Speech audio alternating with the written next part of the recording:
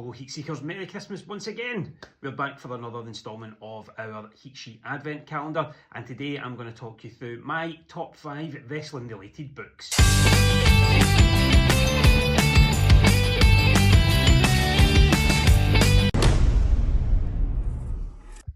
So number 1 on today's list is A Chosen Destiny, Drew McIntyre's autobiography that came out a couple of years ago.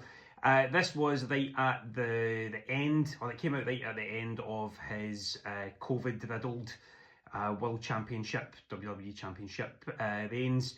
And it's a great telling of how he came up in the business, his training, his family life, the impact that his mum had on his career, everything that he missed by being in the WWE so young. And some really kind of heart-wrenching bits in there, you know, when he's talking about his mum's battle with illness and whatnot. But very, very good book, and definitely one that I would recommend for anyone's stockings this year.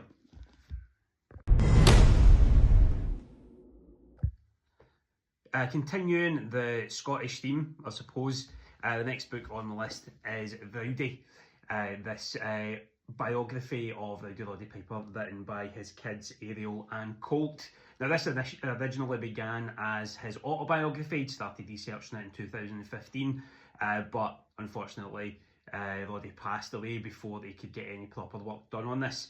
So his kids took over the mantle, come up with this quite a thick book. It's very dense in terms of the backstory to Roddy. You know, it details a lot about his upbringing and his family travelling throughout Canada and whatnot, before getting into the nitty-gritty about some of his iconic rivalries. There's bits in there about Mr. T, lots and lots of stuff on there about basically the history of one of the greatest to ever do it. Also touches on his Hollywood career and bits on They Live as well. So if you are a wrestling historian and you love to know pretty much every bit of minutiae about your favourite wrestlers, Rowdy is definitely a book to pick up.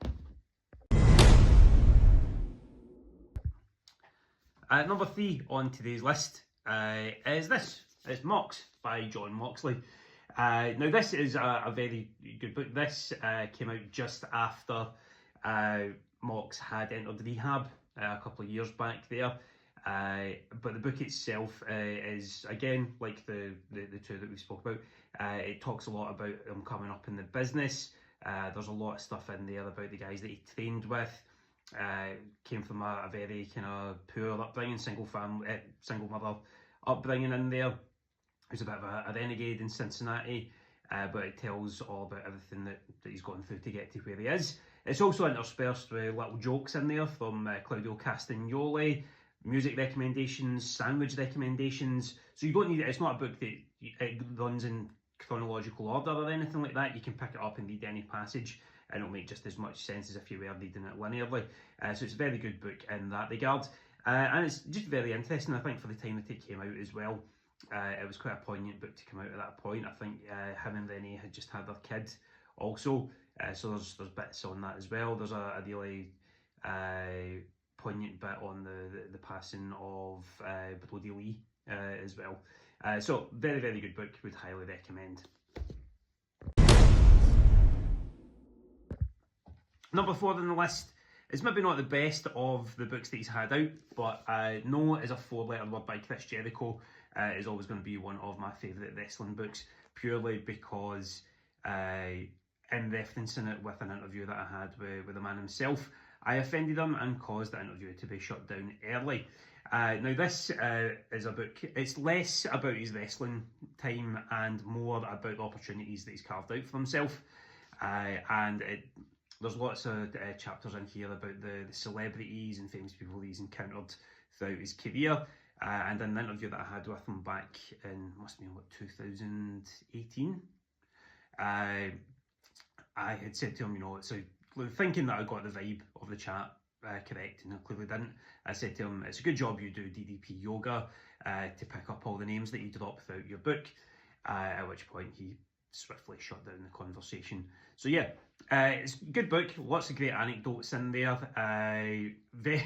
It's very Alan Partridge-esque in parts as well, not intentionally, I'm assuming, but it's one worth seeking out, as are A Lion's Tale and Undisputed. And number 5 on the list, if you're looking for a book to get someone, I'd imagine there's an updated version of this, but the WWE Encyclopedia of Sports Entertainment is very good, especially if, like me, you are into creating wrestling quizzes and you want to get some quick facts about stuff. You can see that this version is battered, but it's got from A to Z, it's got lots of stuff in there. I mean, look, there's Demolition.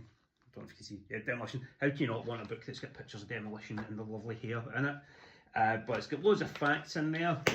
And as you can see, that one's falling about. So if you are into doing wrestling quizzes and you want a tome to get some questions from, this is the one to go for. It does have like a dust cover as well, but it's perished long, long ago.